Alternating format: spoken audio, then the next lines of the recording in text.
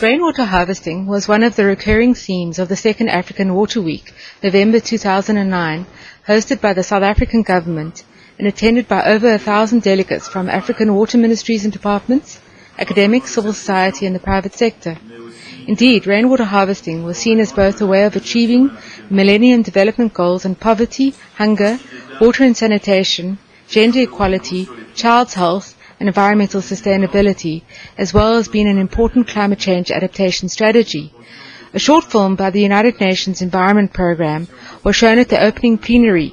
The film, entitled Africa's Water Resources Atlas, highlighted a unique Kenyan example of rainwater harvesting. By implementing a rainwater harvesting method, this large rock is the backbone to their solution. When it rains, water runs down the face of this rock and gathers into this reservoir. Now what sets us apart is in too many places virtually nothing has been spent on rain harvesting and storage. So the absence of rain very speedily translates into a complete absence of water. An important side event on the role of rainwater harvesting for meeting the Millennium Development Goals was chaired by the Honourable Minister Maria Mutugamba of Uganda and hosted by UNEP.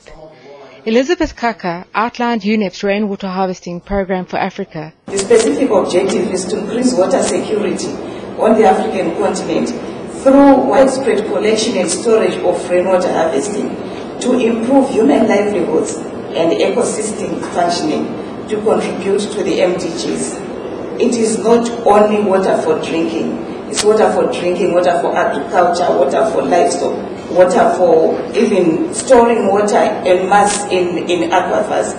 We built the tanks, and now, I am standing here, I know how to build a tank. I know to start a tank, the roof and the top. So I thank them because we get our knowledge. And again, that time, we are not empowered women because at our culture in Maasai land, the woman cannot stand in front of the men because you are not important. You are like a little child. But the time they came at our community, now we are empowered. We can stand in front of men and we can eat with men. The main aim of the project really was to empower women in rainwater harvesting. And the rainwater harvesting has actually changed the lives of those women very, very much, particularly the girl child who is now able to go to school rather than go to fetch water. And at the same time we had sanitation, which was part and parcel of the rainwater harvesting project. We also look at technologies which can be used for agricultural production. Starting from the in-situ water harvesting techniques, conservation agriculture is probably one of the biggest ways in which rain-fed agriculture can be upgraded so as to enhance productivity at farmer level. And in the current plots that we've been looking at, you can find that productivity can be increased threefold.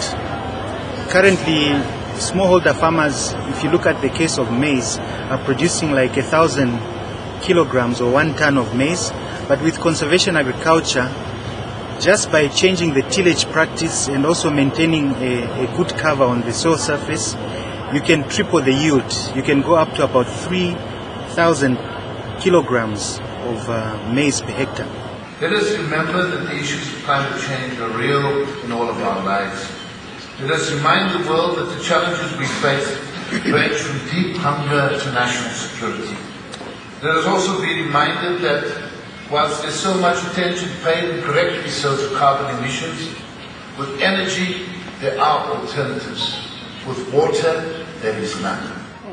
The reality of climate change was spoken about repeatedly, and a 2-day parallel session was held on climate change adaptation and water, where Dr. Vasile Monte of the International Rainwater Harvesting Alliance spoke on the African experience of rainwater harvesting and climate change.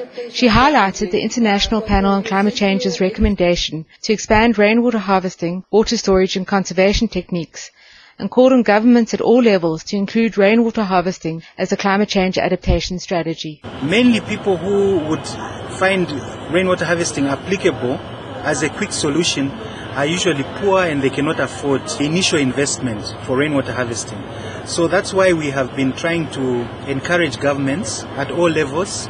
At the continental level, we've been talking to AMCAO to really look into ways in which they can encourage all the governments on the continent to incorporate rainwater harvesting within their policies. So during the Brazzaville meeting, there was a declaration by AMCAO to have a program on rainwater harvesting within the AMCAO mandate. I think rainwater harvesting is extremely crucial for African countries. Right now the people need water, and this can only be assured through very accelerated implementation of rainwater harvesting at community and household level.